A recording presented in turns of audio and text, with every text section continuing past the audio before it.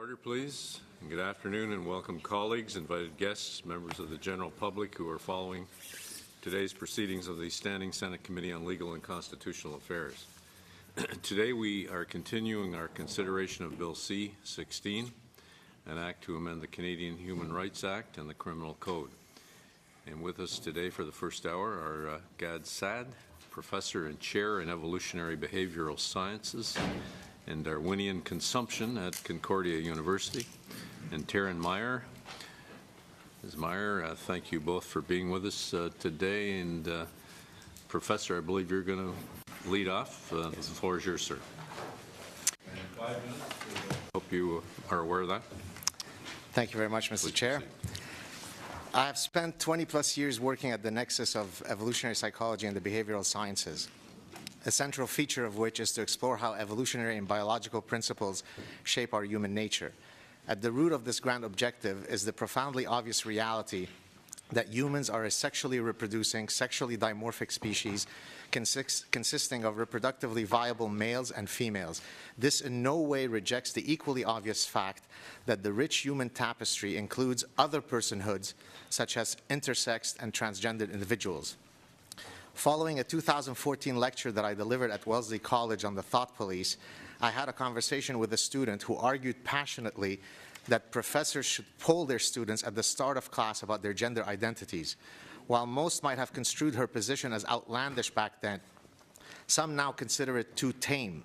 Take the Office of BGLTQ Student Life at Harvard University, who recently distributed a flyer to combat transphobia, wherein it was stated that one's gender identity and gender expression could change daily, and that, quote, fixed binaries and biological essentialism constitute transphobic misinformation that is tantamount to systemic violence.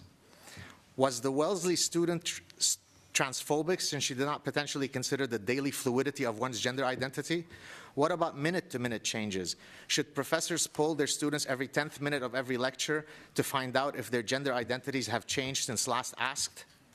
Should academics no longer design surveys wherein a participant's biological sex is measured as a binary variable? Would this be transphobic systemic violence, since it perpetuates fixed binaries and biological essentialism? Facebook and New York City allow 50 plus and 31 genders respectively as part of one's profile. Should professors develop surveys that recognize all of these genders? Would it be systemically violent to not do so? Should evolutionists no longer explain how sexual selection works, namely the fundamental process by which sex differences evolve? This mechanism recognizes two sexes, and hence it might, quote, disenfranchise those who reject fixed binaries and biological essentialism. Bottom line, foundational tenets of evolution might be construed as might be construed as legal transgressions under Bill C-16. So evolution itself might be a transgression. Ongoing governmental efforts are pushing for a gender-neutral society to cater to an extraordinarily small number of non-binary or non-gendered people who feel marginalized at having to provide their biological sex as part of their profiles. This is the tyranny of the minority. 99% of the population should acquiesce to having a default feature of their personhood erased because a few individuals might be inconvenienced by it. The slippery slope of totalitarian lunacy awaits us. Some are now proposing that racial categories constitute, quote, biological essentialism, and instead we should respect racial self-identities. This is known as transracialism, as per Rachel Dolezal, who was born white but who self-identifies as black.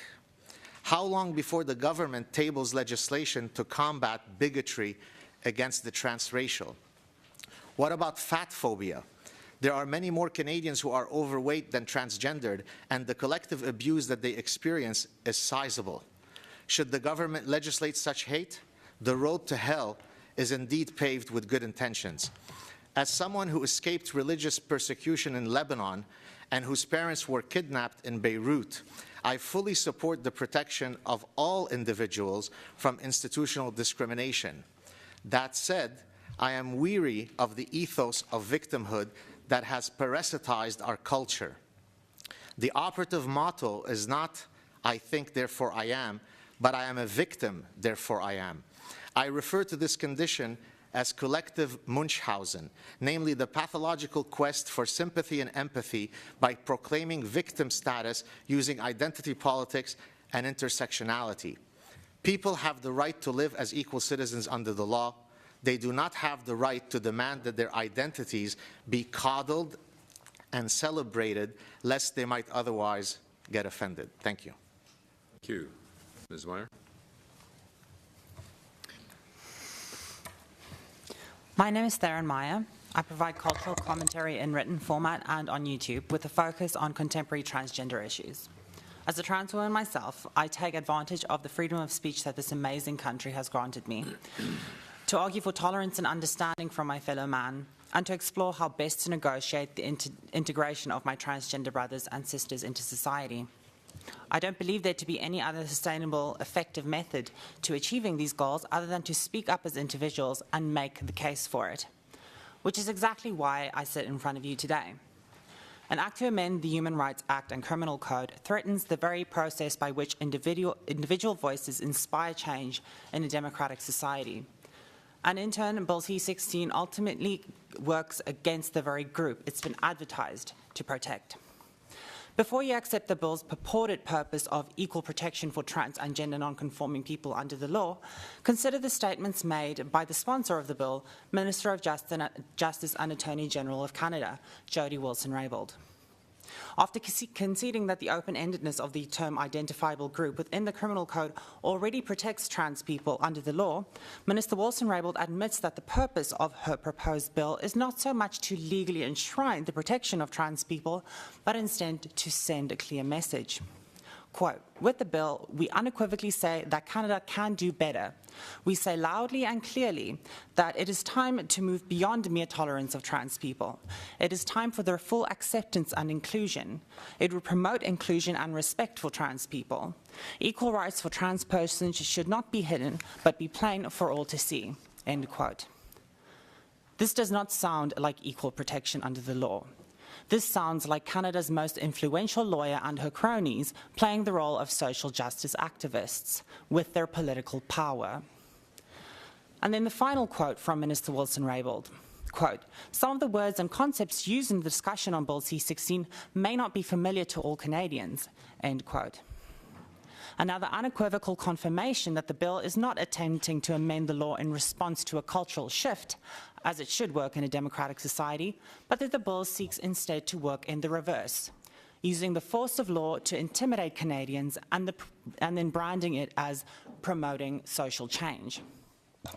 Besides being anti-democratic and anti-free speech in nature, the idea that Bill C-16 will inspire a better Canada for trans people is a dangerous delusion, as it will do the exact opposite.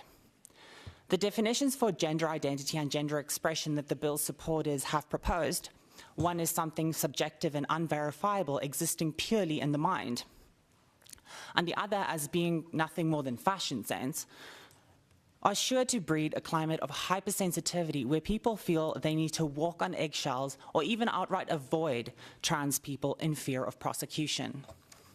Because of this, trans and gender non-conforming people will likely lose job opportunities as employers would avoid employing what would become a serious legal liability for them. And Bill C-16 risks perpetuating the already low economic standing of trans people. The bill will also send the impression to Canadians that trans people are too weak to defend and make the case for their identities in a free society, and that the only way for us to exist amongst others is to restrict by draconian law the freedoms of others. By turning us into a source of hypersensitivity, a legal liability, and a group whose existence is contingent on the undue restriction of everyone else's freedom, Bill C-16 is a sure way to engender resentment, intolerance, and true transphobia that will derail the process of acceptance and integration of trans people and keep us relegated to the margins of society. If you truly care about trans and gender non-conforming people, about our lives, and about our livelihood, you will vote against Bill C-16. Thank you. Thank you. Thank you both witnesses. And we'll move to questions now, beginning with the Deputy Chair of the Committee, Senator Baker. Thank you, Mr. Chairman, and thank you, witnesses, for your presentations. The overriding question that comes to mind after listening to your presentations is this. Every Canadian province and territory, except one, I think, has in law, in their human rights codes, they have gender identity, and in most of them gender expression as well. Others have gender. And this has worked very well. I read case law on a daily basis. I've done it for 50 years. And I can't identify a single case in which that legislation has not worked to everybody's satisfaction.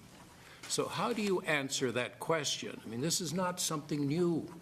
This is something that has been expected for many years because it forms a part of a much larger area of law, and that is at the provincial and territorial level. I can't speak to the legal issues. I mean, what really I care to focus on is as a working scientist and as a professor who specializes in evolutionary behavioral sciences, there are endless cases where both in the pursuit of my pedagogy, where I'm teaching students, or in the pursuit of my research, I would be skirting with legal transgressions of Bill C-16 if this bill were to pass. So I can't really speak about all the legal ramifications. All I can say is that I've seen my good friend Jordan Peterson, who I think will be testifying next week, what happened to him at University of Toronto, and I can assure you that that would only be the tip of the spear. And so we have to be careful as to, on the one hand, ensuring that, of course, all people should live free of hate and discrimination, but also, how do you actually materialize these realities? I mean, if literally I were to walk into class and explain, as I mentioned in my opening statements, the fundamental mechanism of evolution, which is sexual selection and natural selection, that itself would be considered transphobic. According to Harvard University, biological essentialism and fixed binaries is a form of systemic violence, to repeat what I said. So now, can I go into my class and teach evolutionary theory? Or would I be engaging in systemic violence against the transgendered? So this is something that, as a professor, concerns me. I still don't understand where your logic lies, because we already have that law. I mean, education and what's said in our universities and our schools comes under the human rights codes of the provinces. In the human rights codes of the provinces, gender identity is there, gender expression is there. Yes, there's an addition to the criminal code, but we have the provisions in the criminal code that have been clearly identified by the Supreme Court of Canada in Keegstra, 1990. So I can't see where your concern lies and has any justification in our laws as they've been applied today, which covers these very expressions. Do you want me to respond? So again, I really don't know. I can't speak about the legal issues. Harvard University, a rather prestigious university, is arguing that to argue that something is due to biological essentialism is a form of transphobia. Well, my whole field, all of evolutionary biology and all of evolutionary psychology, would then be committing that systemic violence. So what would I do? What would you suggest for me to do when I walk into class next fall and I wish to teach about sexual selection, which is the mechanism that explains how traits and behaviors evolve across the two sexes? Would that be transphobic? Would that be something that I'm allowed to do or not? I don't know. I can't speak to the legality. I'll defer to your legal expertise. Could the government place me under illegal transgression if this were to pass? No. No? No. Okay.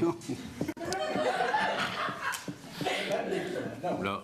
So then Harvard would be wrong then by proclaiming. Okay, Senator Platt. I am glad that we have a lot of judges here who will sit on the bench and rule on this after. To both of our guests, thank you very much for being here.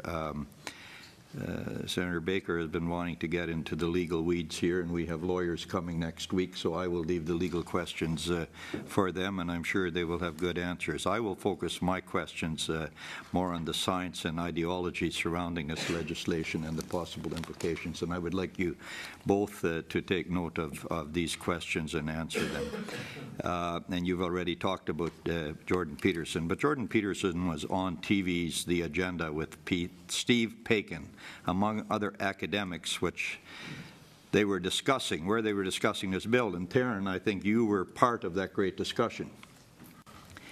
There is a professor of transgenderism studies from the University of Toronto who stated in that debate, and I quote, "There is no such a thing as biological sex." Now, for the sake of time, he said, for the sake of time, he didn't want to unpack this at length for the viewers. However, he said this was not his opinion. He said that for 50 years, science has proven this.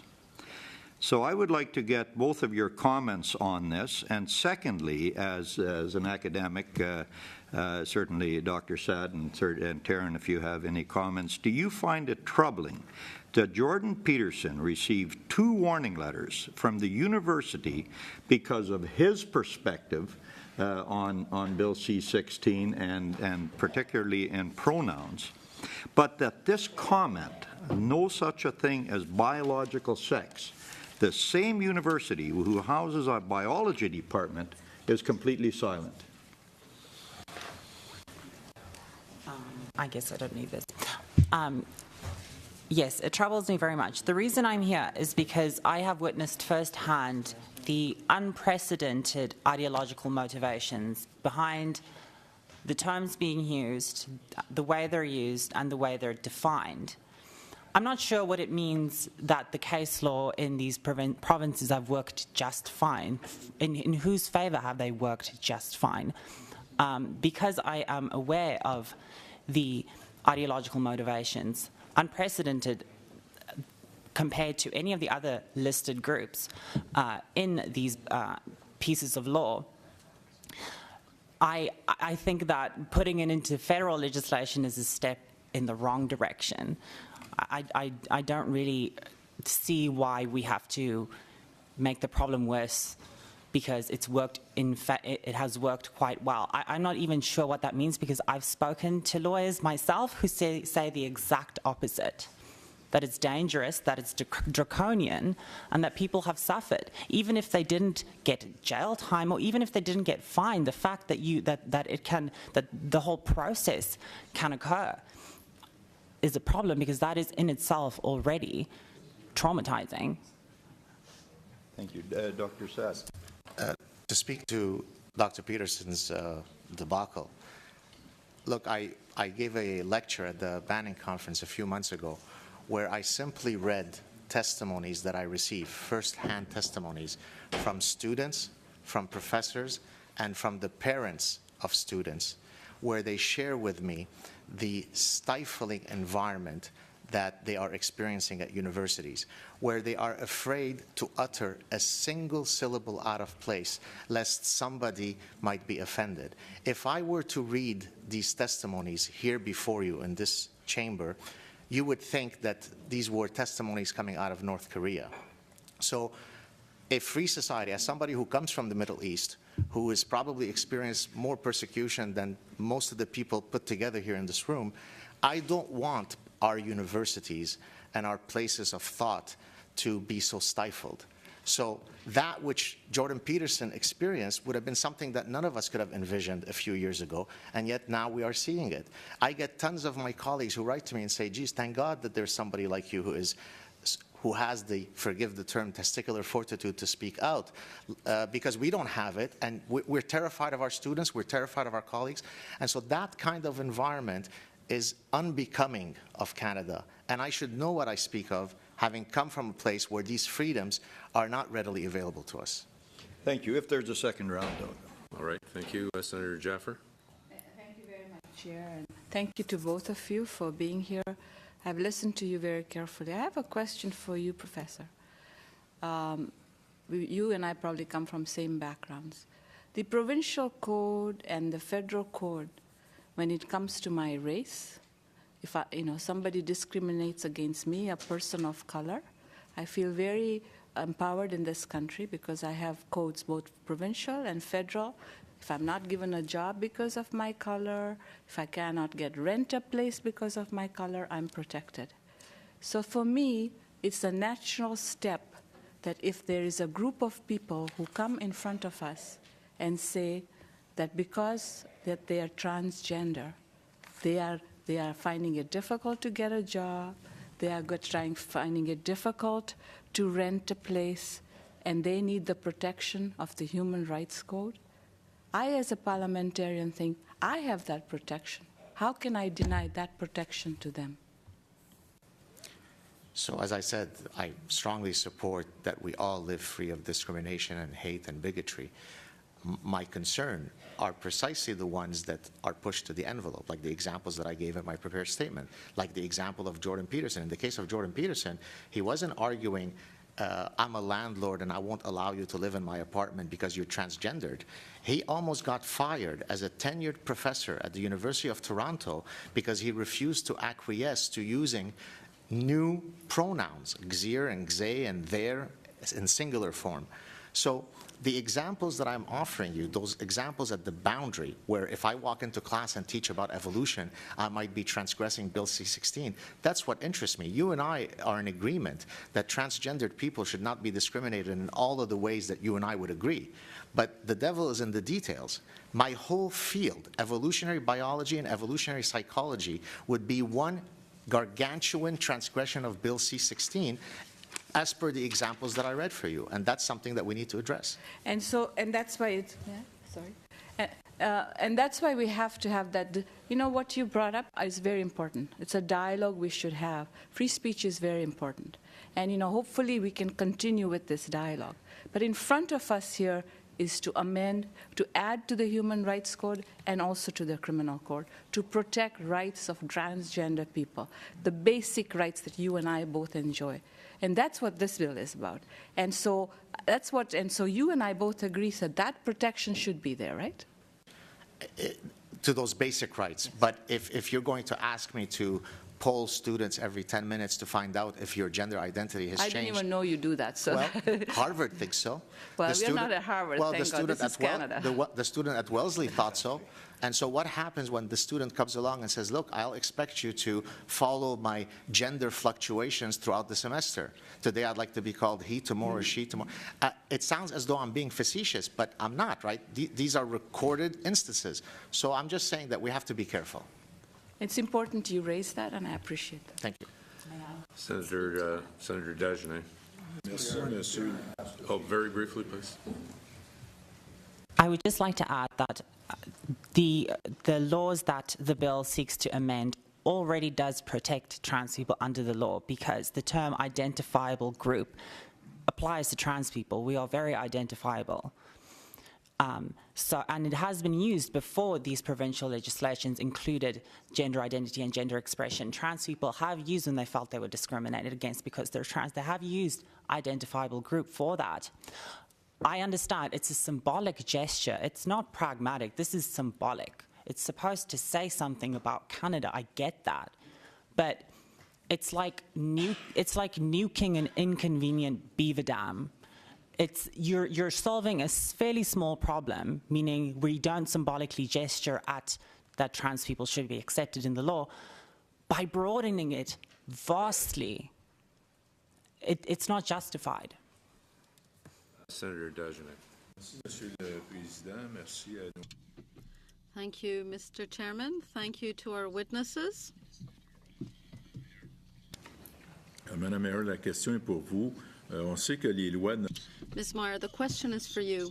We know that the legislation isn't perfect, and we're here to improve it.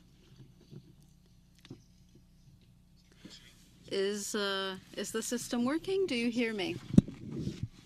You should be on channel 3. 2. Channel 2. Channel 1 is English, channel 2 is French. As I was saying, laws are not perfect, but here we're trying to improve them through the testimony that we have.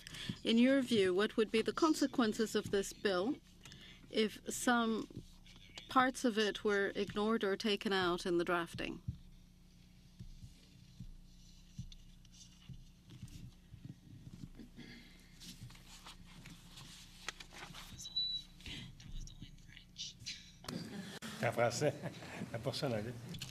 Channel 1 is English. Channel 1 is English. Channel 1 is in English. The English is Channel 1. The English is Channel 1.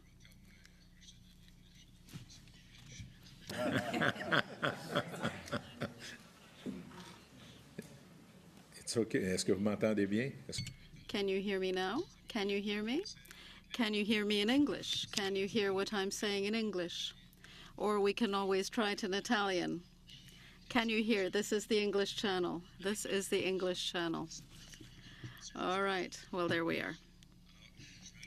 So I'll repeat my question. I was saying that legislation is never perfect, and we try to improve them through the experience of our witnesses.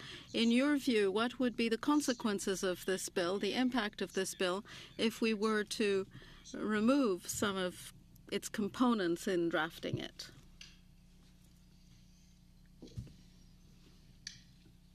Yes, I agree that legislation isn't perfect, and there is a lot of reason to keep definitions somewhat open-ended so that they can be interpreted without undue restriction in real-life cases. So I would say that there is a possibility to amend this bill, change some of the terminology used, or maybe commit to some more rigorously defined terms.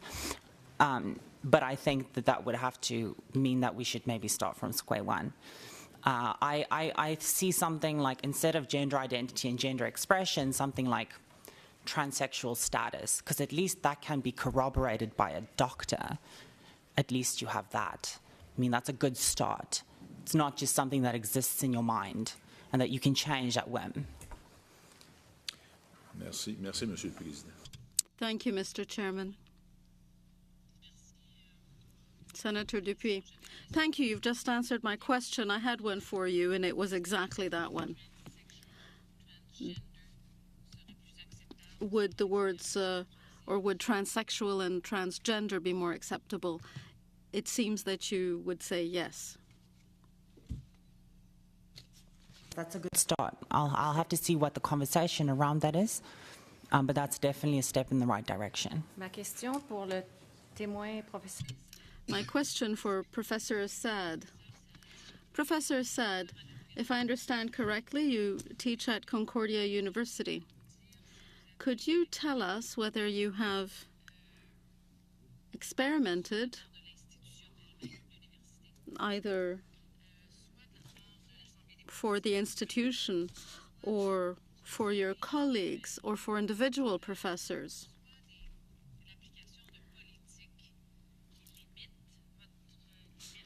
through the expression of policies that don't allow you to be free in the way you teach, or through sanctions or warnings? Have you ever experienced such a thing? Secondly, can you give us some references to papers you have written, perhaps, on the issue before us, or to the works of other researchers that you may know that would help us go more deeply into this topic? I must say that generally Concordia has been a very welcoming place, but recently I've started feeling some hints of problems that might arise. So, for example, I was hoping to organize a Freedom Summit, and I announced it on my very popular channel, a Freedom Summit where I would invite professors who are at the forefront of fighting for freedom of speech. And an administrator came to me and said that I can't use, I'm a chaired professor, I have a university-wide chair, and he said that I can't use this money to organize this meeting because it doesn't correspond to my scientific research, so that while the university broadly supports freedom of speech, my organizing a Freedom Summit did not fit within the mandate of my chair. I found that a bit suspicious. The other thing that I would say is that I used to consistently be on the front pages of the media department at Concordia, and recently it seems as though they have misplaced my profile. So that, for example, when now I was coming to testify here in front of the Senate, and when I'm later speaking in front of parliamentarians about some of my research, no one tweeted this. In the past, they would certainly have been at the forefront of promoting my work. So it seems as though while they haven't systematically sought to limit my freedom of speech, it seems that maybe I might be angering some folks that might not be happy with my outspokenness. So that speaks to your first question. Your second question regarding some of the research I do, I founded a discipline called evolutionary consumption, which basically I apply evolutionary biology and evolutionary psychology to study consumer behavior. So I study things like how hormones affect men and women's behaviors. I study a wide range of sex differences in mating behavior, and gift-giving behavior, and shopping behavior. So my work is at the intersection of biology, psychology, and consumer behavior. And so it's in that capacity as an evolutionary behavioral scientist that I'm here testifying. Okay. Senator Boisvenu. Monsieur le Président, Thank you, Mr. Chairman. Thank you to our two witnesses for being here today. Ms. Meyer. I'm still somewhat ambivalent about this bill because, in my view, a bill should redress a situation where there is a genuine problem. I was sure that Canadian law appropriately covered transgender rights. And it's interesting to hear you because this bill isn't for us or for university professors. It's designed for you who experience the problems. So my first question is this. Given that laws do leave judges broad discretion in regard to your rights, do you believe that this bill will not,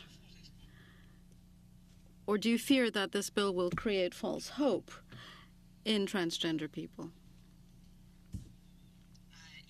I do, and I did make statements as to how I believe that this bill will hurt trans people more, and I think it just takes a little bit of conscientious thought and a little bit of just thinking it through in the long run that I don't see this actually helping. And yes, of course, I've experienced discrimination because I'm trans, but I'm also speaking as someone who came from South Africa.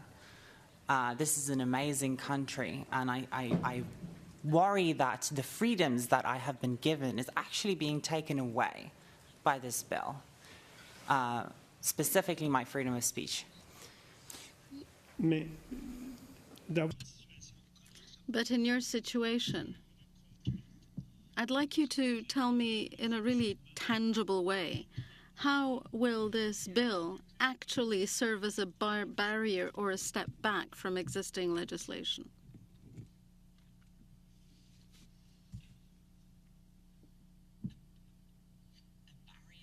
Or a step back? Yeah. As I said, it's not going to protect trans and gender non-conforming people any more or any less, but it will broaden the law to a point where, as I said, my freedom of speech as a trans person, Canadians' freedom of speech will be set back in a way that concerns me. And I'm also speaking, as I said, from someone who has gone to university, who has interacted with the kind of people who talk about things like gender identity and gender expression and define it in the way that Minister Wilson-Raybould, the Ontario Human Rights Commission, and proponents of this bill have defined these terms. And it worries me because, well, as I said, gender expression it becomes nothing more than fashion sense. So someone who feels discriminated because they look too alternative could say that, me having tattoos and piercings is actually part of my gender expression. And so if you don't want to employ me in a nice restaurant because I have tattoos and piercings, you're discriminating to me based on my gender expression. It's just, as I said, it's just too broad. So that's... Merci beaucoup. All right, thank you. Thank you. So when Senator Dupuy asked you the question, so thank you very much, both of you, for your testimony. I was listening carefully, Ms. Meyer, when you were speaking about the issues you're concerned. And at first I thought one of the issues might be the penalty provisions, but you've indicated it's predominantly the definition. Or did you look at the penalty provisions as well? Or? Yes, I did. Okay. So my main concern is the terms being used, the nomenclature behind it, the language that has been proposed in the definitions. And so I'm not in principle against, as I said, some symbolic gesture to protect trans and gender non-conforming people, but it needs to be something that doesn't compromise the law and our freedoms as much as this could. And as I've spoken, something like transsexual status, it's a lot more kind of verifiable by a third party. Yeah. So. Okay. Senator Sinclair. Thank you, Chair. Professor Saad, I listened carefully to your explanation about your professional expertise in the area of research that you do, and I don't see it connected to this issue in the same way maybe that you do. Your presentation, quite frankly, primarily was on the issue of political correctness and limitations on freedom of expression, as I understood it. So I began my question with you being aware of that. So I was thinking as I was listening to what you were saying that you're very strong on ensuring that one's freedom of expression is not limited by laws such as this. And yet, you didn't express any concern, from what I could gather, on the issue of the discrimination that is going to occur and is occurring with regard to employment, accommodation, housing, military benefits, pension benefits, all of the other things that trans people are not going to be receiving if laws preventing that discrimination from occurring are not put in place. Are you not concerned about preventing that discrimination? I'm fully concerned, as I conceded to the senator earlier. I'm sorry, I think Senator Jaffer. And she conceded that we seem to be in agreement that we have to protect transgendered people from exactly the cases that you're talking about. But that's not the world I live in. I'm not a landlord who may or may not discriminate against the transgendered. I'm a professor who does research on sex differences. I'm a professor who applies evolutionary biology and evolutionary psychology in my work and in my teaching. And so therefore, it's not a question of just political correctness. If I get up in front of the class and I talk about how there are evolutionary pressures that result in sexual differences between males and females, could somebody who is in the class and who is transgendered argue that you did not incorporate my personhood in your lecture, and as such I felt disenfranchised and marginalized, and therefore you're engaging in some sort of bias? What if one of my students, as part of their research project, writes one of the questions, are you male or female? Would that be a form of systemic violence against the transgendered because we didn't include 31 genders? This is not facetiousness. This is real, concrete examples as per what Jordan Peterson went through. So I would like to receive some assurances as to what extent does this bill go? How far does it go? I don't have the legal training that many of the folks do here, so I can't speak to that. But in reading the bill, I could see many places where my simply getting up in front of the class would constitute one big transgression, and I'm worried about that. Thank you. Senator Batters. Thanks very much, both of you, for coming today. Ms. Meyer, we've had mothers of transgender children here last week, and they've talked about the terrible bullying that their children had endured.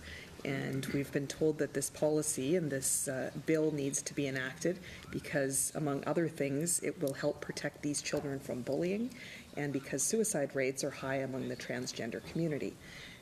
Given that similar legislation has existed in many provinces now for many years, 2012 in Ontario, why has this failed to stop the bullying and discrimination and negative outcomes and, for example, help to reduce suicide rates that we're hearing about? So do you think that introducing a bill like this federally will change those outcomes? Usually the people who bully trans kids are other kids. I was bullied. I wouldn't want people who bullied me being charged with a hate crime or have to go to the a human rights tribunal. So I don't believe that a legislation like that we're talking about here has anything to do with that. The suicide rates, I think that people are inferring a causation where there is at best a correlation. A lot of trans people suffer from gender dysphoria, which in itself is a diagnosable mental illness. That has to be taken into account, the fact that a lot of trans people have an actual mental illness. You can't just say that, well, trans kids at school are being bullied, therefore enact a law that broadens the law so much that everyone, all of our freedom of speech is completely, jettisoned. I would have to see some more concrete evidence as to causation. Thank you. And as a trans woman who is opposed to this particular bill, have you received any, what has been the feedback?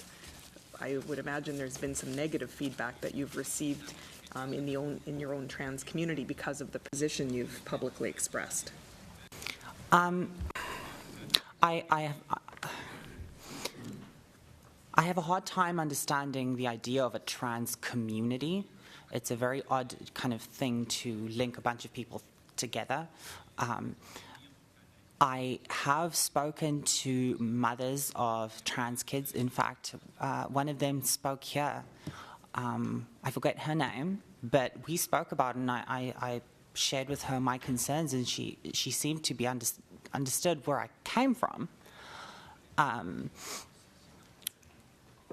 Yes, I haven't received too much hate mail. That's good. Yeah, so I guess that's the answer. Right. Thank you very much for coming. Senator Joel. Mr. Chair, and thank you for your contribution. Sometimes you have to go to the other extreme to understand where lies the medium ground. And I tell you, when I read again Bill C-16 that you have asked us to vote against, to use the word that Ms. Meyer has asked in their concluding remarks, you know, Bill C-16 is essentially to prevent, promoting genocide of transgender people.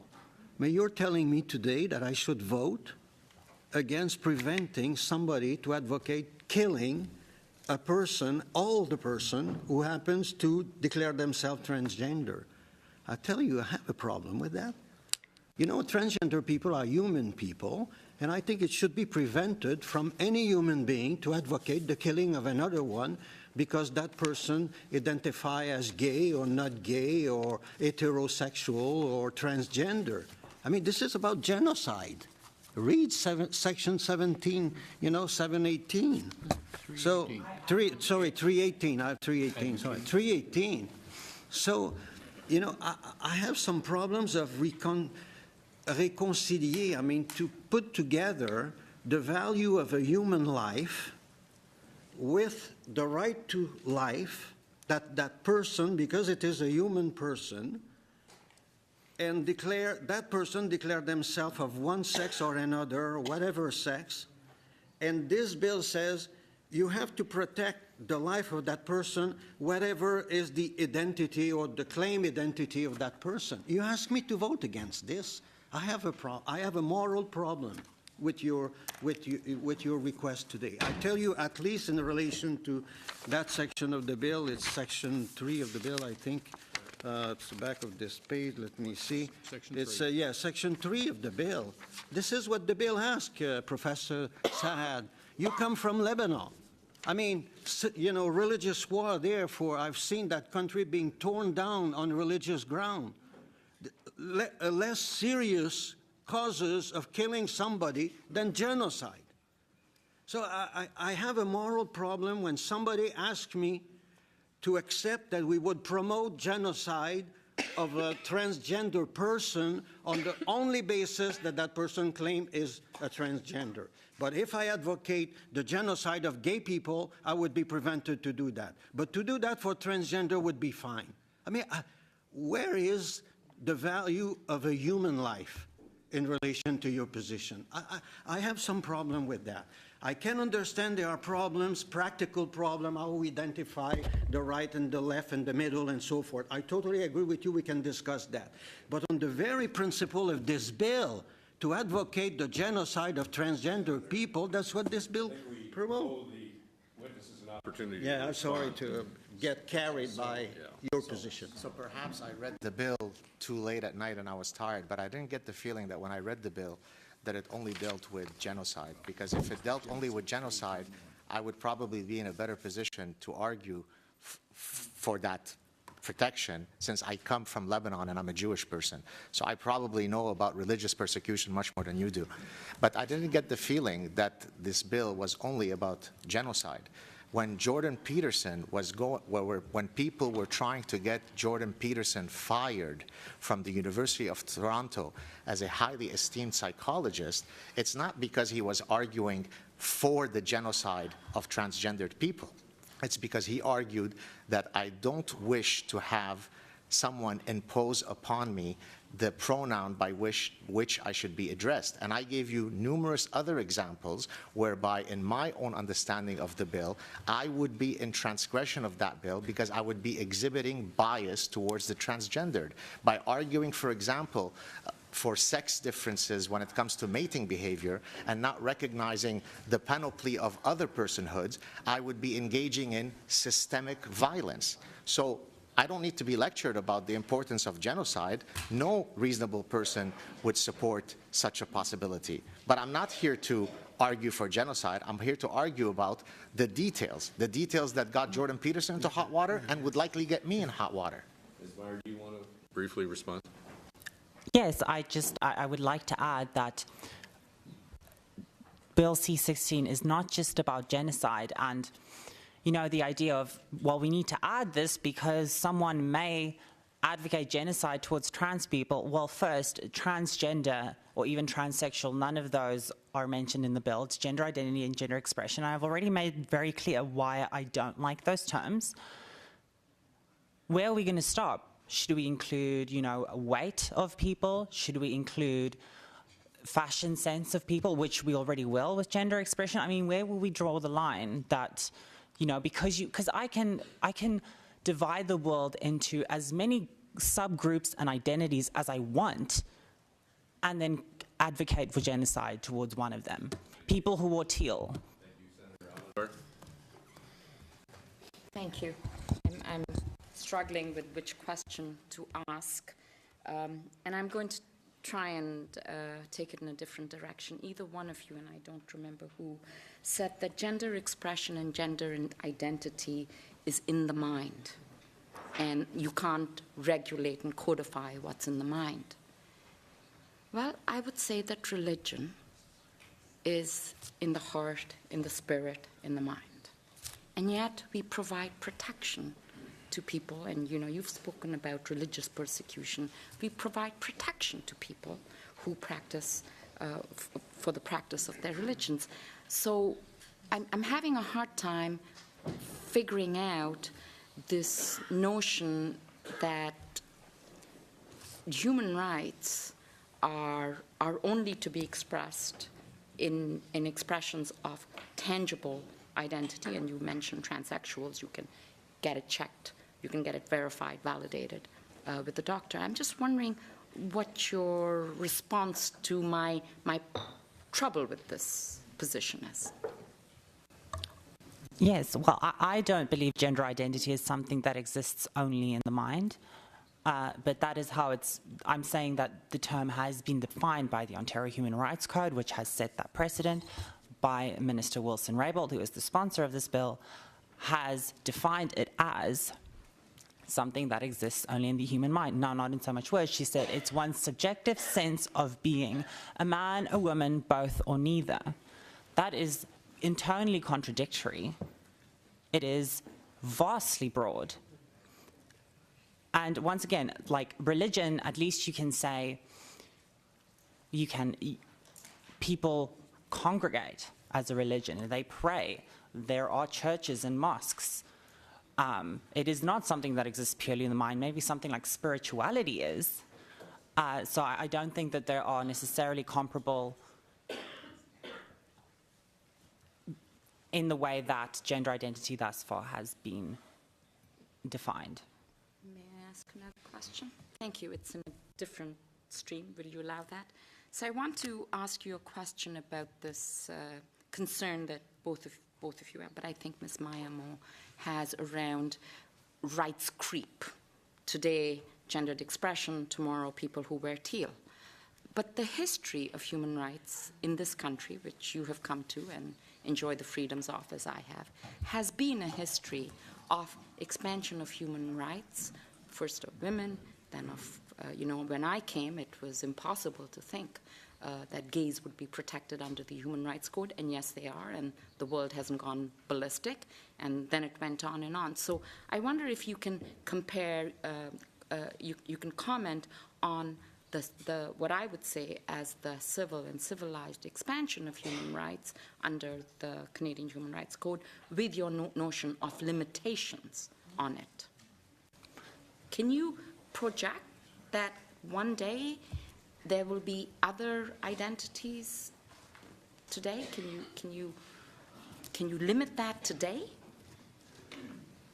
I'm sorry, I'm not sure I understand the question, but I will answer in the way that I think I'm for protecting trans people, even if it's just symbolically, even if we already protect trans people. I'm for that, but there needs to be some prudence, some conscientiousness, as I said, and this bill does not do that. So yeah, and in the past, in history, it's always been a push-pull between liberals and conservatives so that we move forward without falling off of the cliff. Can I answer? Yes, please. May I? Yes. I think in my opening remarks, towards the end, I mentioned two cases that speak to your question. I mentioned the transracial, so people now who proclaim that even though I am white, I self-identify as black. That's transracialism. It's a real thing. And I gave the example of so-called fat phobia, right? A much greater number of Canadians are overweight, and if we were to collectively measure the pain that they experience in terms of the daily bigotry and discrimination that they face, you're going to get a lot of bigger bang for the buck in terms of reducing discrimination if you actually pass legislation against fat-phobic people. Would that be something that we should do? Okay, we'll have to move on. Senator Mitchell. Thank you. I'd like to address the answer of Mr. Saad that has touched a number of times on Mr. Peterson's concern. The point's made that his job was threatened. He makes that point. That may be the case, and nobody's job should be threatened. But it's very interesting that somebody in your position and his position have tenure, he has resources, he has stature with which he has defended his job. But trans people lose their jobs, don't get jobs, and far, far worse, all the time. Violent discrimination, continual harassment. And they don't very often have tenure, and they don't very often have resources, and they don't very often, or often they don't have stature. So why is it that you can't understand somehow that all C-16 does, without in any way, shape, or form threatening you and all of the advantages that you have in our society, all it does is even the playing field by giving some protections and giving some acceptance to one of the most discriminated against and vulnerable groups of people in our society. Isn't it just quintessentially Canadian that we should extend that reach of warmth and embrace and protection to people who desperately need it? If the bill is written in a way that it does exactly what you're saying and nothing else, and that it protects against the gray zone areas that I spoke of, then it would be a no-brainer for me to support that. As I mentioned in my opening statements, again, given my personal history, few people are in a better position to argue for why everyone should be protected, irrespective of their personhood. So you're preaching to the choir.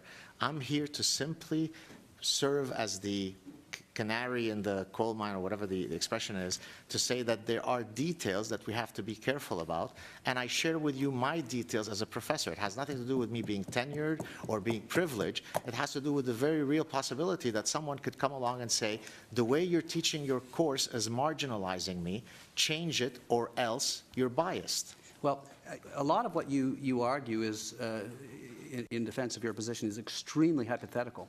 But we actually have a hypothetical that has been tested. We have an hypothesis in your case that has been directly tested. You are saying that your course will be or could be declared transphobic if this bill is passed. But your course is under Quebec legislation.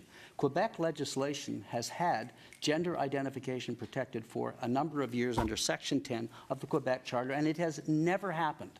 You are still teaching that course, and nobody is accused or in an official way it of being a transphobic course. So why would it be that C-16, that won't cover your jurisdiction where you teach at all, why would it make your case that somehow it's going to result in your course being declared transphobic?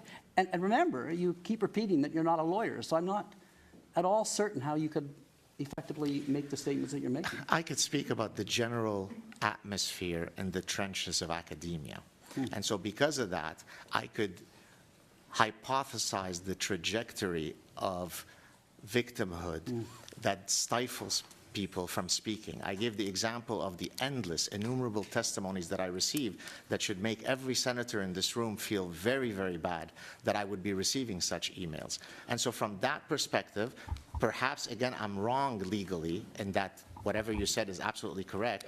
That doesn't mean, though, that it's not something that we should be worried about. I live in the trenches of academia, and I see how terrified my colleagues are of uttering a single word out of place lest someone will be offended. That's wrong, and we should stop it.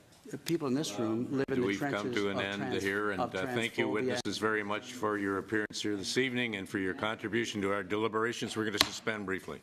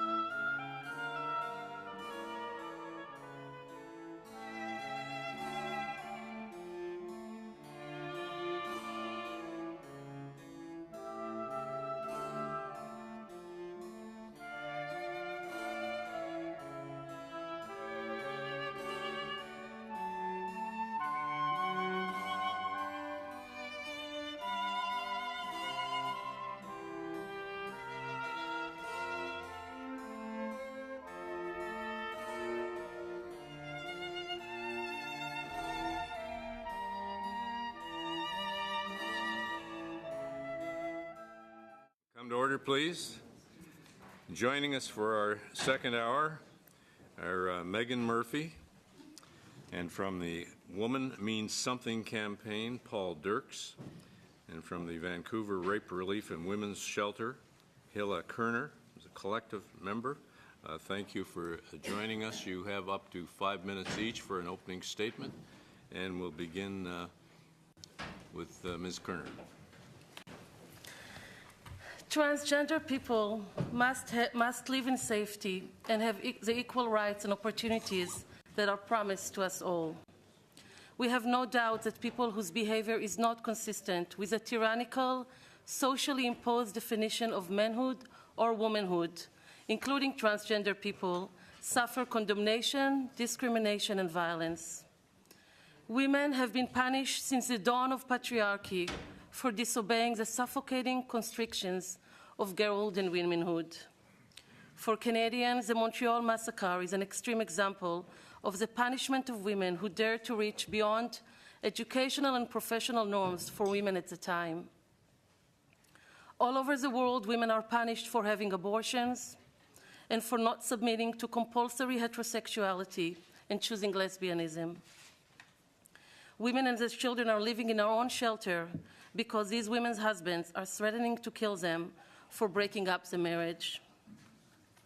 Whenever women challenge the gender straitjacket that maintains our subordination, we risk punishment.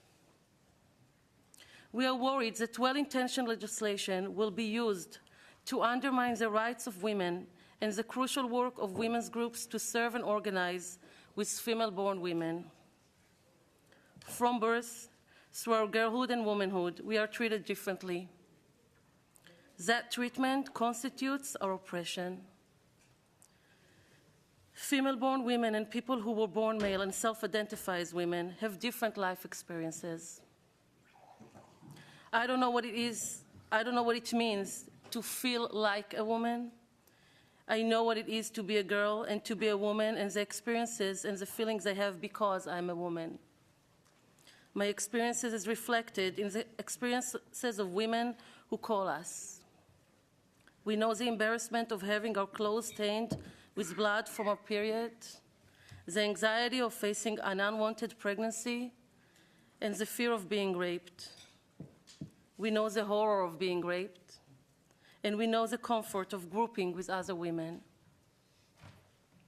We connect the personal individual experience of how we are treated as girls and women to the collective political reality of women's oppression.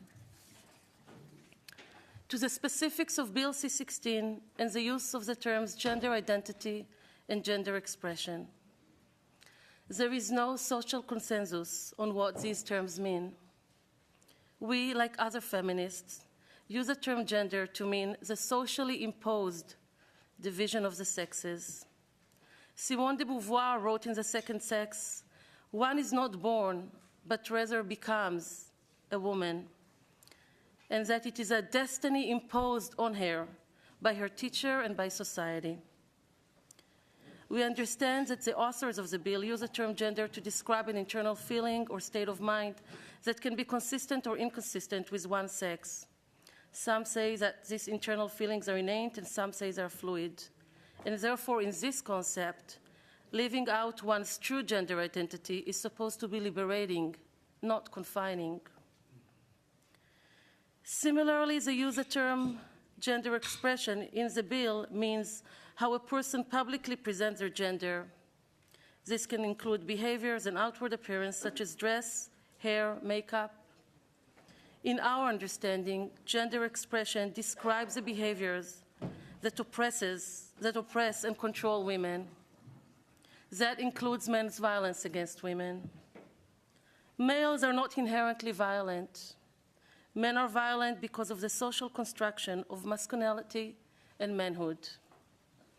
In this context, rape is a gender expression. Clearly, this is a very controversial issue, and not just in Canada. We have barely achieved formal equality rights for women, let alone change the reality of women's lives. And we are asked to concede to a concept and legal applications that contradict the core understanding of women's oppression which is a starting point of our fight for our liberation. We are calling on the Senate to apply sober second thought. We must have legislation that protect both the equality interest of women and the equality rights of transgender people. We urge the Senate to expand the study of the bill to allow full discussion, serious and complicated thinking, and careful nuanced articulation that will result in legislation that reflects the noble promise of protection and advancement of equality for all. Thank you. Ms. Murphy?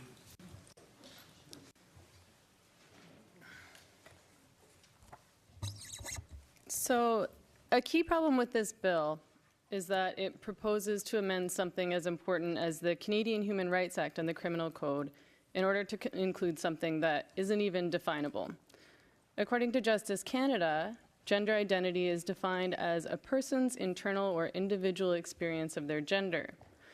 But this definition misunderstands what gender is. Gender is not about internal or individual experiences. It's a social construction. It exists as a means to reinforce stereotypes and oppressive ideas about men and women. Gender does not mean male or female, it means masculine or feminine. A century ago, gender determined that women should not be allowed to vote or be counted as persons under the law in Canada. Gender says that men are inherently violent, aggressive, independent, assertive, and rational, whereas women are inherently passive, delicate, nurturing, irrational, and emotional. These ideas have been disproved thanks in large part to the feminist movement. Yet today, in creating and supporting the idea that one can have an internal gender identity, we are regressing. No one is born with a gender. We are born male or female, and gender is then imposed on us through socialization. Women do not know they are women because they are born interested in high heels or the color pink. They know they are women because they are female. Treating gender as though it is either internal or a personal choice is dangerous and completely misunderstands how and why women are oppressed under patriarchy as a class of people. Patriarchy was invented in order to control women's reproductive capacity, and gender was created in order to naturalize and reinforce that hierarchical system. Women and girls around the world are killed, prostituted, raped, and abused every single day, not because they wear dresses, have long hair, or behave passively, but because they are female. And under patriarchy, females are said to be less than, things that exist for male use, to be owned, bought, sold, and looked at. Women's rights exist on this basis, because we as a society understand that women are discriminated against and subjected to male violence regardless of their clothing, body language, or behavior, which is now apparently being defined as gender expression. The idea that women could simply express themselves or identify differently in order to escape oppression under patriarchy is insulting and provably untrue. Yet, this is what ideas like gender identity and gender expression communicate. If we say that a man is a woman because of something as vague as a feeling, or because he chooses to take on stereotypically feminine traits, what impact does that have on women's rights and protections? Should he be allowed to apply for positions and grants specifically reserved for women, based on the knowledge that women are underrepresented or marginalized in male-dominated fields, and based on the fact that women are paid less than men and often will be fired or not hired in the first place because they get pregnant or because it is assumed that they may become pregnant one day? The way men feel on the inside does not change that they hold power and privilege in this society, and the way women feel on the inside doesn't change their experience of sexism. I don't feel as though I should be called misogynist names, objectified, abused, or sexually harassed, but these things have happened to me anyway.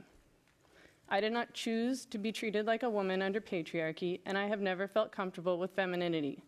Does this make me a man? Dissolving the categories of man and woman to allow for fluidity may sound progressive, but is no more progressive under the current circumstances than saying race doesn't exist and that white people don't hold privilege in this world if they don't feel white, or if they take on racist stereotypes attached to people of color. If a white person did this, we would rightly call it co-optation and denounce the behavior. Why do we accept that if a man takes on sexist stereotypes traditionally associated with women, he can magically change sex and shed his status as male in this world? The rights of women and girls are being pushed aside to accommodate a trend. Bill C-16 may sound persuasive in its efforts to be open-minded and inclusive, but it rests on very shaky ground. I implore you to further consider the consequences and implications of these ideas, this language, and this legislation before jumping on this bandwagon. Thank you. Mr. Dirks. I consider it a great privilege to speak to you today, honourable senators, in opposition to Bill C-16. I believe this bill to be well-intentioned, and yet it puts women and children at risk of sexual violence, and perhaps more importantly, removes a woman's right of consent when it comes to her bodily privacy. Our campaign has done hundreds of hours of research on male violence against women in public spaces. We have logged 255 incidents of the sort that many people say do not exist. These are largely of voyeurism in spaces like unisex change rooms at pools, gender-neutral bathrooms, or in 29 cases, situations where males have expressed a female gender and perpetrated violence in women's safe spaces. Let me give you a few examples only from Canada. In 2012, Christopher, or Jessica Hambrook, assaulted 2 women in Toronto shelters, in at least one case after 3 weeks of identifying as a woman. Darren Cottrell in 2013 dressed as a woman and committed voyeurism in a women's washroom at Dufferin Mall in Toronto. In 2015, Xingchen Liu dressed as a woman and committed video voyeurism in a women's change room at Leduc Recreation Centre in Edmonton. Also in 2015, the University of Toronto faced a debacle when they were forced to reverse their decision to make many of their washrooms gender neutral when at least 2 women were victims of voyeurism while they were showering. We recently did a geographical analysis of these incidents. We compared the level of incidents per population in those regions which had gender-inclusive legislation, which those that did not. Regions with gender legislation were 1.8 times as likely to have these violent incidents against women than those without. All 5 of the regions with the highest incident rate per population were those with gender legislation, with Ontario being the second out of all states, provinces, and territories. The best data we have available demonstrates that gender-inclusive legislation is associated with increased harm to women. Target stores make for an interesting case study which corroborates this finding. It is well known that in April 2016, Target publicized its gender-inclusive policy. In the 13 months since, Target has experienced 8 incidents of sexual violence against women in the change rooms and washrooms of their stores. This was more than all other years combined. One of the most notable of these incidents occurred in July 2016 in Idaho. Shauna Smith, a trans woman, one of few represented in our database, videotaped an 18-year-old woman changing. At Smith's sentencing, the judge stated, "I perhaps, along with others, thought that Target has now adopted a questionable policy and wondered, is someone going to come in and victimize someone because of that? You took advantage of that and victimized this young lady." But not only do women have the right to be protected in their safe spaces, they have a right of consent concerning their bodily privacy in places like change rooms. Stanley v. the RCMP 1987 states, "We cannot conceive of a more basic subject of privacy than the naked body.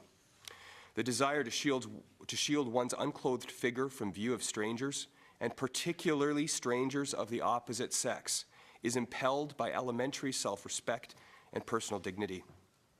Stops v. Just Ladies Fitness in 2006 states, "Privacy interests are not determined by the lowest common denominator of modesty that society considers appropriate. What is determinative is whether a reasonable person would find that person's claimed privacy interest legitimate and sincere, even though not commonly held." Bill C-16 removes women's right of consent concerning their bodily privacy and overturns decades of jurisprudence on bodily privacy law. This is likely why a majority of Canadians do not support full choice for trans bathroom access. An Angus Reid poll in 2016 found that while 84% of Canadians approve of transgender rights generally, as do I, only 41% supported full transgender bathroom rights. It is highly likely that support for change room access would be considerably less. Honourable Senators, we need more protections for women, not less. And above all, women must retain the right of consent concerning their bodily privacy. Thank you. Thank you. Moving to questions, beginning with Deputy Chair Senator Baker. Thank you, Mr. Chairman, and thank you to the witnesses for their presentations. Change rooms and pools and so on, of course, come under the jurisdiction of the provinces, and they've had this legislation there for years. Of course, any act of violence is punishable under the criminal code.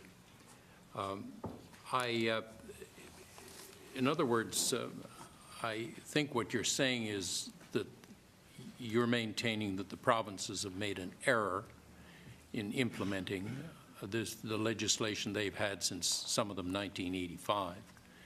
And I presume that's your point. I see you're nodding. Let me ask Ms.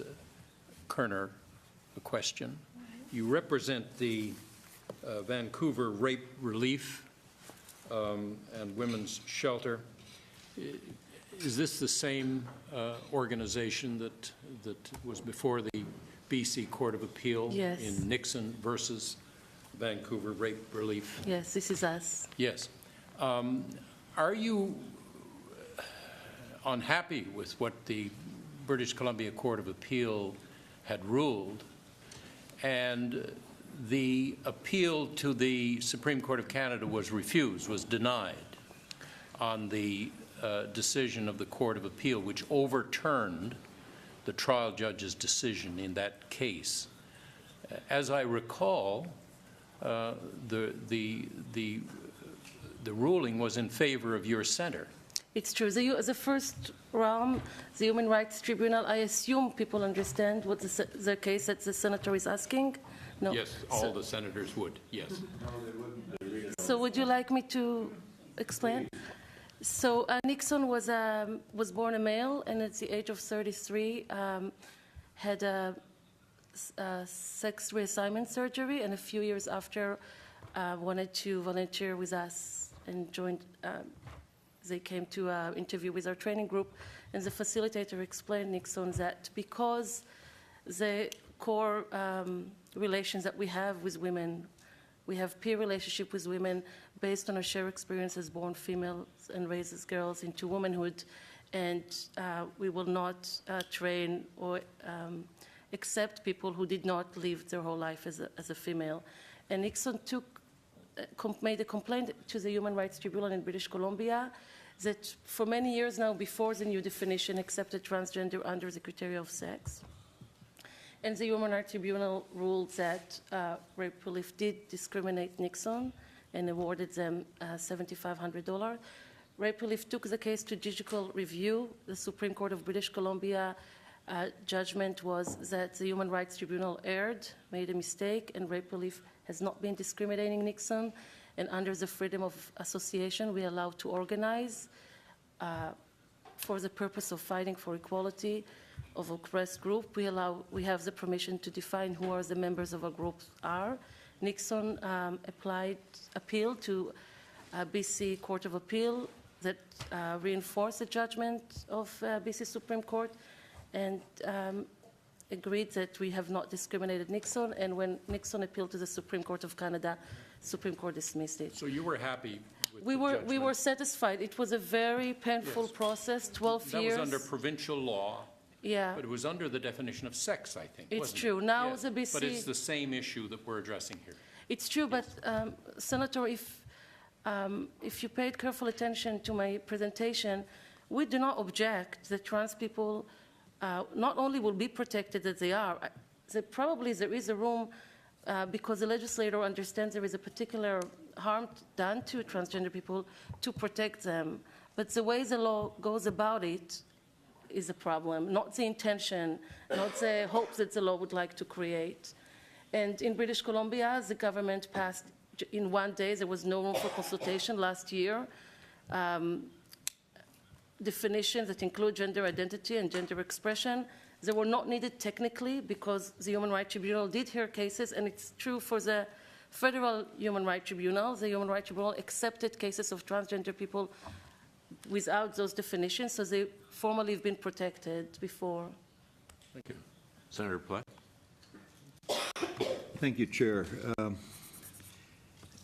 Ms. Murphy, my question is for you. Dr. Gad Saad was just here. I'm not sure whether you were in the room, and hopefully, of course, you will be treated a little nicer than he was. But he attributes the difference between men and women and femininity and masculinity to evolution and biological differences. You are here today making the case that gender is a social construct and imposed upon us through socialization. You are both experts in your own right, and what this tells me, and I think you've said it, is that there is still a lot to talk about with respect to gender. One major problem with this bill is that it prematurely shuts down this debate. So you raise an interesting point with respect to the access of transgender women or potentially even gender-fluid individuals to jobs or grants reserved for women. I find it interesting that a government who focuses so much energy on 50-50 quotas for men and women with blatantly binary categories is putting forward legislation that enshrines the theory of a gender spectrum into law. Would you care to comment on that? Yeah, I mean, that's one of the reasons, or that's one of the places where gender identity and women's sex-based protections come into conflict. So it's often claimed that there is no conflict and it's just about protecting transgender people. And transgender people should be protected under the Human Rights Code, and I believe they already are, in fact. But women are still an oppressed class of people in this country, in this world, and that's solely due to biology. And once we start writing into legislation things like gender identity and gender expression, it can trump and has the potential to trump women's rights. Could you elaborate a little bit on your position on the feminist perspective on the importance of women's-only spaces? So, I mean, the feminist, this is kind of actually a long story, but the feminist movement, you know, the second wave feminist movement that began in the late 60s happened because women were able to gather together and talk about their shared experiences of oppression. It was called consciousness raising, and that's why the women's liberation movement started, was because women were able to get together only with other females and talk about what was happening to them in their lives, at work, at home, with their partners, their husbands, etc., their experiences of rape, abuse as women. You know, it's pivotal. We can't organize. We can't organize as a class of people, as women, as an oppressed class of people, if we can't meet with only other women. And, you know, this is a right that all marginalized groups should have. You know, people of color should be able to meet with just people of color to organize for their rights and their protections, and women should have that right also. And this bill would put that in jeopardy? I believe so. Thank you. Thank you, Chair. Okay, thank you. Senator Jaffer. Thank you very much, Chair, and thank you to all three of you for your presentations. And I want to recognize Ms. Kerner because I come from Vancouver, and the kind of work you do, when I'm desperate to find shelter, you're always coming through for people. So I want to recognize the tremendous work you do. Ms. Kerner, I listened to you very carefully, and I know what the shelter stands for. So, and also for Ms. Murphy, maybe, neither of you are saying that we should not protect trans people, right? This is to protect, of three of you, I don't think you're saying we should not have protection for trans people, right? Am I correct on that? Of course, and there is no debate that transgender people in British Columbia and probably all over the country do need shelters, do need support services, do need protection. I am just saying, behalf of my group, the right for protection need to be carefully carved so they will not interfere with the protection of female-born women, the organizing with female-born women, our fight for our liberation. But the Nixon case covered that. So it's true. We are protected, but I also think you are aware of the situation in Vancouver, Senator Jaffer, because we were protected, we have our autonomy, but surely you know the witch hunt that goes against my group. The BC Federation of Labor just instructed all their affiliated unions to boycott Vancouver Rape Relief and Women's Shelters, the oldest rape crisis center in Canada, because even though the Supreme Court of BC agreed that we allow to work only with female-born women, we are deemed to be transphobic. And that's the danger of a legislation that is not explicitly protecting the right of women to organize. So, you know, there are two issues here. One is the very basic issue of forgiving, and that's what we are looking at, is the very basic issue of protecting trans people, whether, you know, like we as women have flourished because somebody before us gave us the protection. As people of color have flourished, as people gave us protection. And as we are evolving, we must make sure trans people are protected so that they flourish in society as women and people of color have flourished. And I know, Ms. Kerner, you would not disagree with that, with everything. So the heart will disagree yeah, and with so, that. And that's what, for me, this bill says. And I understand. There is no debate. I think there is consensus, at least on behalf of my group. We're not challenging the intention of the legislation. We're just saying there is no consensus on the very basic terminology. You have such an important role in Canadian democracy to foster public conversation. Don't rush the bill. Invite many, many witnesses, feminist legal scholars, so we can carefully craft a legislation that do exactly what you want with protecting other groups. Senator Dagenet. Monsieur le Président, ma question. Thank you, Mr. Chairman. My question is to Ms. Murphy. Can you hear me, Ms. Murphy? Can you hear me well? Channel 1 is the English channel. Channel 1 is the English channel. This is the English channel. This is the English channel. This is the English channel. This is the English channel. This is the English channel. This is the English channel. Can you hear me? This is the English channel. This is the English channel. Ms. Murphy, in the light of the testimony we've heard, it's clear that there's no consensus on the definition of gender. Can you give us some examples of the impact that the bill might have when you talk about confusion and the kind of gender identity that shouldn't be targeted by C-16, particularly in the workplace? I'm not exactly clear on the question, but I mean, I think what I'm speaking to, primarily, again, is this language and this idea that we should be writing the idea of gender identity and gender expression into the Human Rights Code, and the fact that, again, gender isn't a real thing. Like, this isn't a quantifiable thing. There's no way of determining whose gender identity is what, because gender isn't an identity. It's not something inside. It's just sexist ideas. That's all that it is. It's sexist stereotypes that are imposed on people.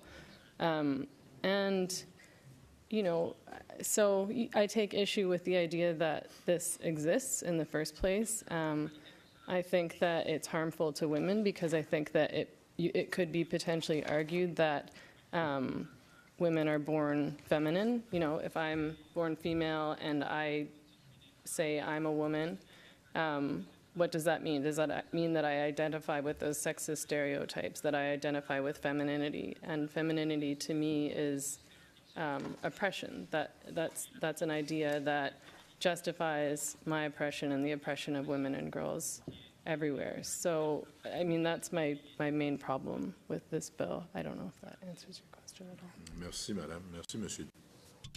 Thank you. Senator Pratt. I'm interested to know a little bit more about where your data comes from.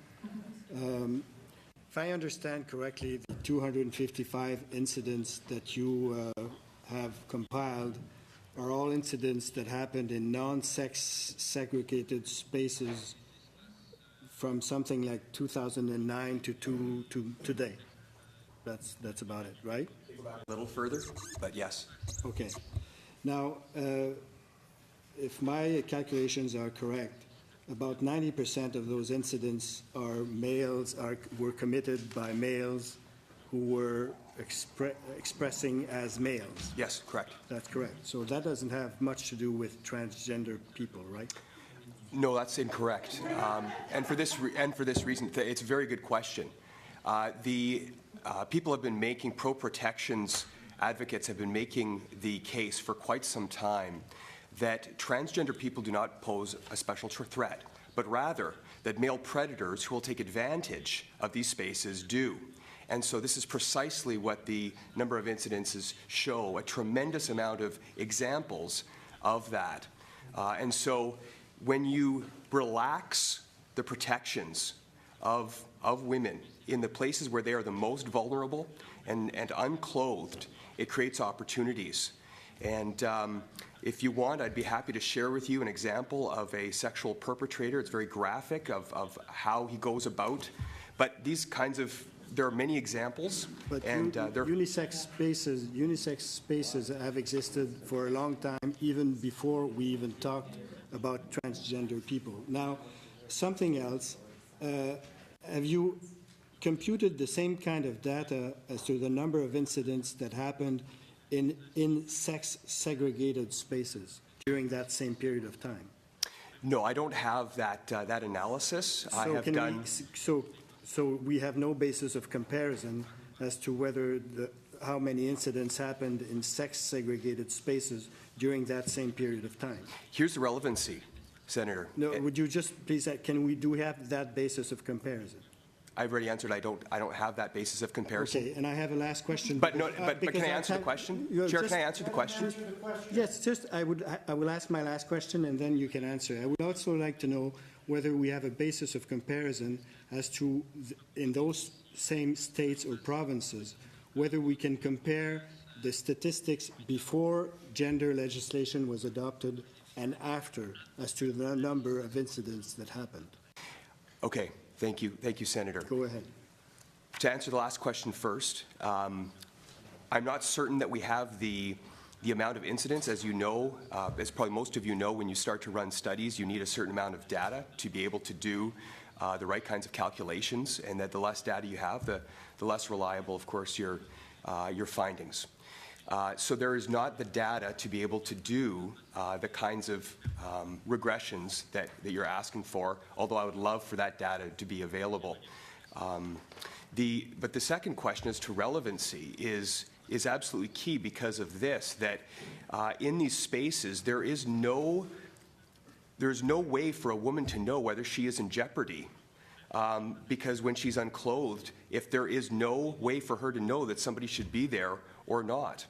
And so you've got examples of women being kicked out of women's shelters because they objected to having it. So in the Okanagan, BC, recently, 2017, being kicked out of women's shelters because they objected to having a male who identified as a woman in their space where they're unclothed. We've got all sorts of examples where people are being where there's these predators are getting in and being. I mean, we could multiply. There always have been predators, and I would submit that your data is not scientifically reliable. We'll have to leave it there. Move on to Senator From.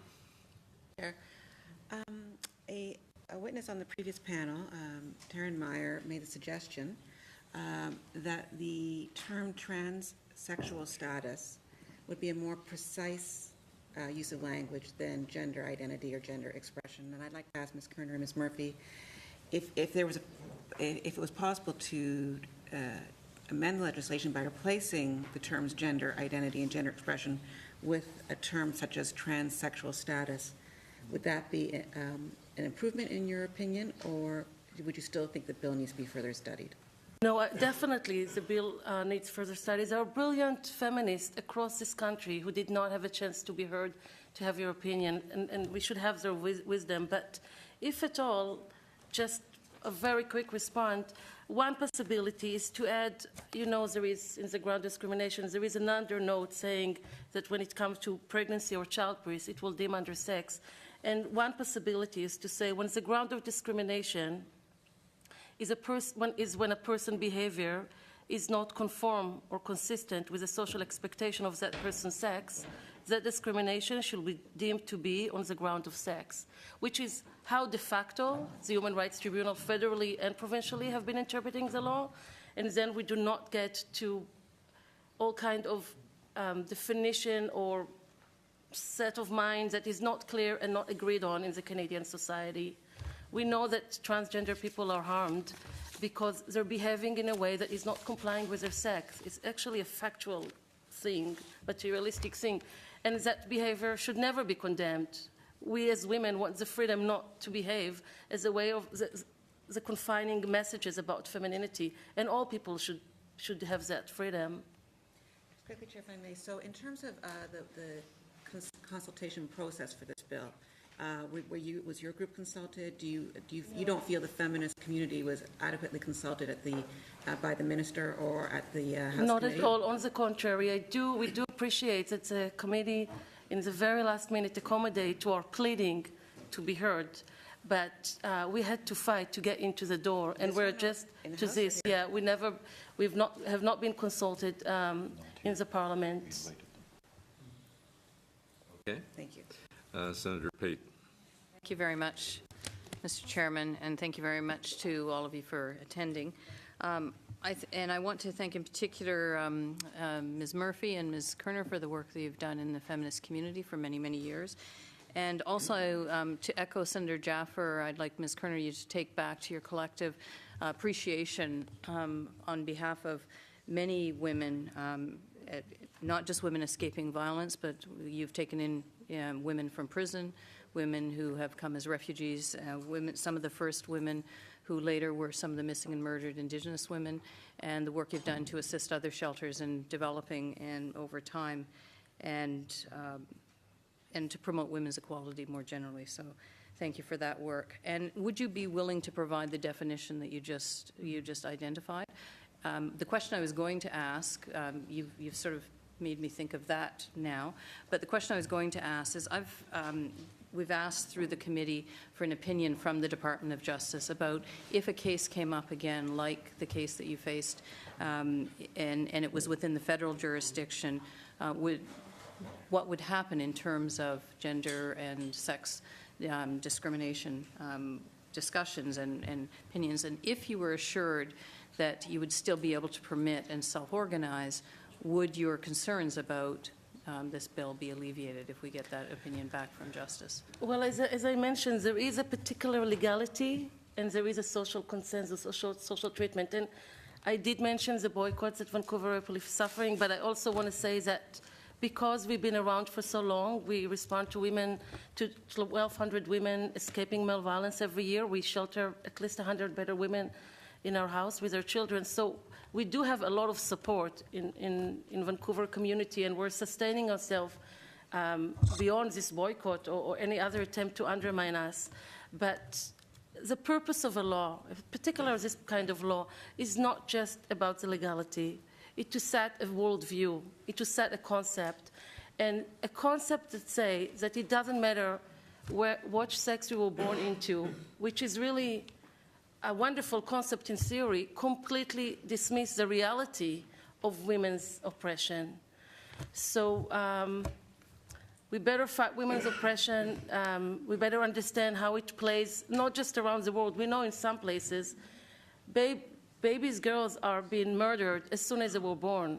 But also in our own country, a woman is being murdered by her male partner almost at least once a week. We know about the violence against Indigenous women. We're not in the world yet. The gender confinement to sex does not matter. Right. Just supplementary, I know that that rape relief in the crisis line that you operate does work with transgendered individuals, men and women, who call the line. And you mentioned that there's a need for some resources there. Are there other ways that we could be looking at this that might assist in ensuring those resources and supports are available for individuals who are now getting the support through your crisis line? So, of course, we are human with a heart, and we will never turn away someone who is not safe. We will secure anybody who called us. We will secure safety. But if transgender people are actually interested in the service that rape relief offered to women, then it will be wise to create a service that is designed by transgender people, offered by transgender people, to transgender people, so there is a full understanding of the experience of people's life and relation and support from that place. But in general, we are lacking of services. There are not even enough services to female-born women. We have to turn away so many women all the time, and it's true for other transition houses. So more services to all, and definitely if the legislator want to protect transgender people, there should be designated services for transgender people. Thank you. Okay. Senator Batters.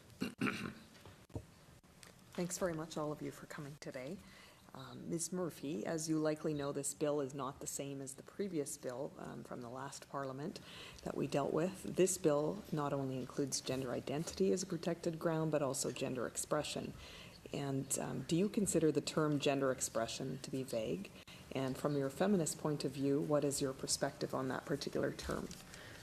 I do consider it to be vague. I consider both terms to be vague. And I think that the point that Hilla made was really important, which is that what we're still talking about is sex-based protection, and what we should be defending is the right of people, regardless of whether they're born female or male, to be, gender non-conforming, right? To not fit into these stereotypes that I talked about earlier. And as I've said, this language is a really big problem because it treats gender as a personal choice. It treats gender as though it's the clothes that I wear, or makeup, or behavior.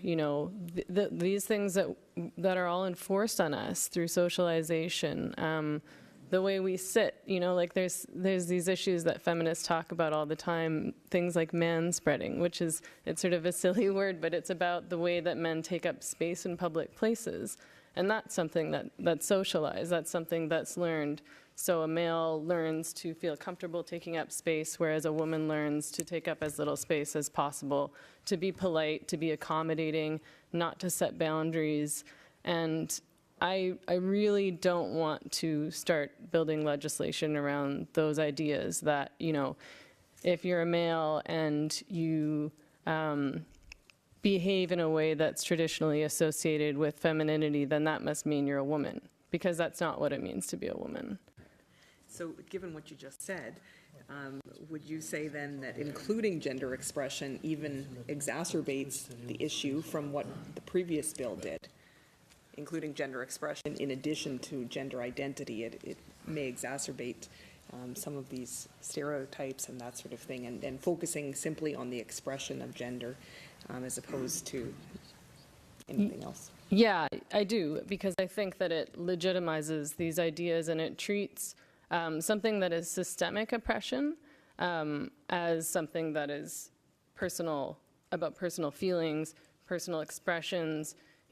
Does this mean that women are raped because they look feminine? Does it mean that women are abused because they're too passive? It's just a really, really dangerous path to go down, in my opinion. Thank you. Thank you. Senator Ahmedvar. Thank you, Chair, and thank you all for your testimony. My question is for Mr. Dirks. Would you agree that anyone can commit voyeurism? The statistics are that voyeurism and exhibitionism are almost completely dominated by males, upwards of 98%, probably greater.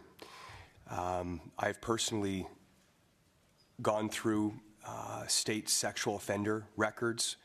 High-risk sex offenders are almost always male.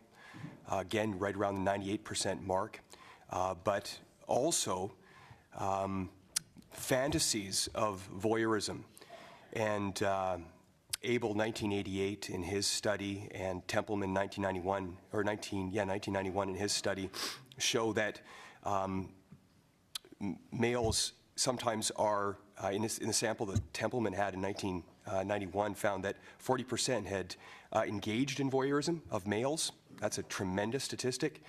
And in another study that Templeman cites, that upwards of 40% had fantasized about voyeurism and others about pedophilia and rape. These are criminal patterns that do not exist amongst women. They don't. There are significant, and the magnitude of differences between male and female on these kinds of things is enormous. And so there's some very important things that need to be in place when it comes to sex segregation to protect women and girls. Quick follow-up, Chair. Yes. Do you have evidence that voyeurism and similar crimes are more likely to be committed by transgendered people versus women or men? I think you've sort of answered that. There is no pro-protections advocate that I'm aware of that argues that trans women are more dangerous than other women as a group. But there is one piece of evidence that's really important in this, and that is that there exists amongst trans women certain criminal patterns that do not exist at all amongst women. So for instance, at the earlier part of this year, there was a sex offender, Antoine Nascathy, who was out on the loose in Vancouver, who was gender variant and sometimes identified himself as female. He was convicted for breaking into homes and sexually assaulting female residents between 2001 and 2009. It's an example of a criminal pattern that simply does not exist amongst women, where a woman would break into a home and perpetrate sexual violence against other women. Matthew, or as now known, Madeline Harks, would be another example where she has claimed to victimize 60 girls. So there's tremendous sex differences that need to be taken into account here. No one is saying that trans people are more dangerous, and yet there are patterns amongst trans women that do not exist amongst women. So I'm not, may I? I'm not clear whether that is a series of anecdotes or evidence. That is personal accounts, and there is, there are personal things that are happening right now. In 2017, earlier on, you had somebody that was on the loose that women should have been scared of in their safe spaces, that if only females were allowed into their spaces, they had no need to be afraid of. Final, thank you, Chair, you're being very kind. We heard in last week's testimony that in fact transgender people are more likely to be victims of crime than other groups. Yeah, thank you. That's a great question. In 2015, the greatest survey done on trans individuals in the states surveyed 27,700 trans individuals across every state.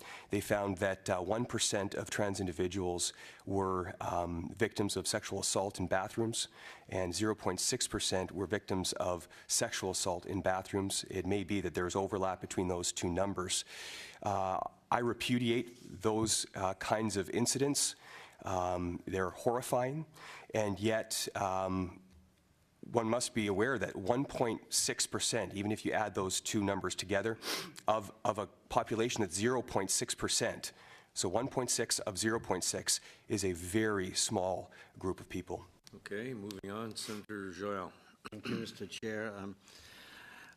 I'm listening carefully to your reasoning, Ms. Murphy and Kerner, and frankly, I have a problem with it on the basis of principle.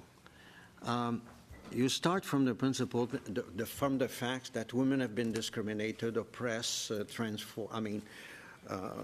impose, a way of being, way of dressing and whatnot to keep them vulnerable to the man as a predator. And then you say, well, transgender who identify as a woman are not in fact real women. They can't think as a woman, they don't have the sex of a woman, and even though they identify to the society that impose on them a certain way of behavior, in fact, they'll never be women. So they are not of us, they should be away, in another group, in another services, in another way of dealing with them if they have social problem and whatnot.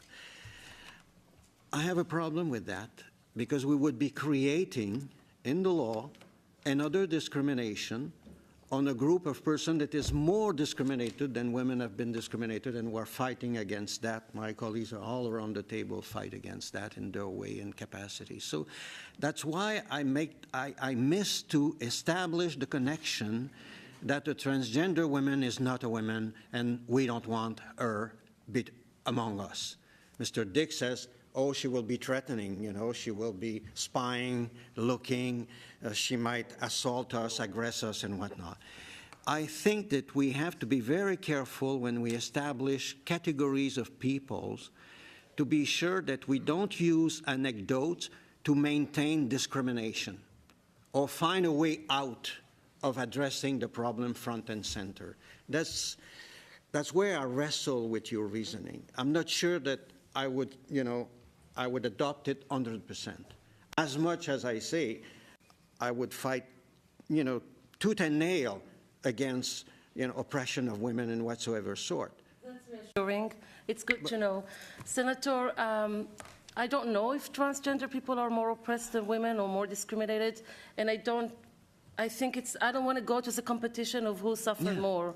I do think a lot of people suffer. There is no debate about women's oppression all over the world and here in Canada, and I don't want to be in a position of asserting something that's already established in Canadian society. But I don't know how you define the woman. Surely it's not a lifestyle. And what we're saying is, what we're saying is, if you were born a female, you are doomed.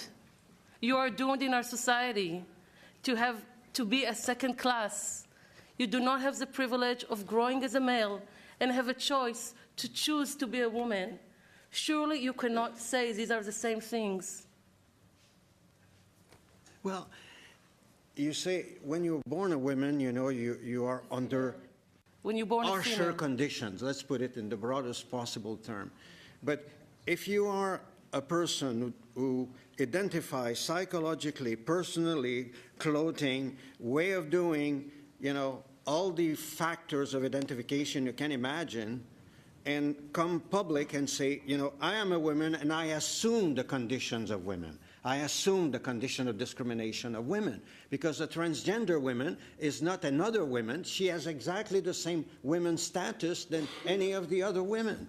So that's why I have some problems to say she's less discriminated than I don't want to go there. I do not think it's wise to say who is more or less oppressed. And I have not used anecdotal, but the concrete example that Vancouver Rape Relief has dealt with is a person who was born male, had the privilege that being a male and being a man gave this person. They were a pilot, successful pilot, before choosing to become a woman. So it's a different life experience. And I think what we're disagreeing is you have not been convinced that once you were born a female, you are forced to an oppressed class. I think we have a principal debate. And it might be because you're not a pro-feminist, or it might be because you're a man, but we are still in a world that when you're born a female, you are born to be a second class. And the anecdotal cases that we have of successful women are actually, they are anecdotal, because if you will see the majority of women in the world, they have less. The level of violence against girls and women are much higher. Poverty, discrimination in every area of life. So it is not the same as being born to be of the oppressing class, to be born with privilege. And the internal feeling and the assuming and the appropriation cannot mitigate or undermine the fact that society does give privilege to men. Yeah, but if No, I'm sorry. I'm afraid we've run out of time, and I want to thank our witnesses for being here this evening and assisting the committee in its deliberations. Much appreciated. Meeting adjourned.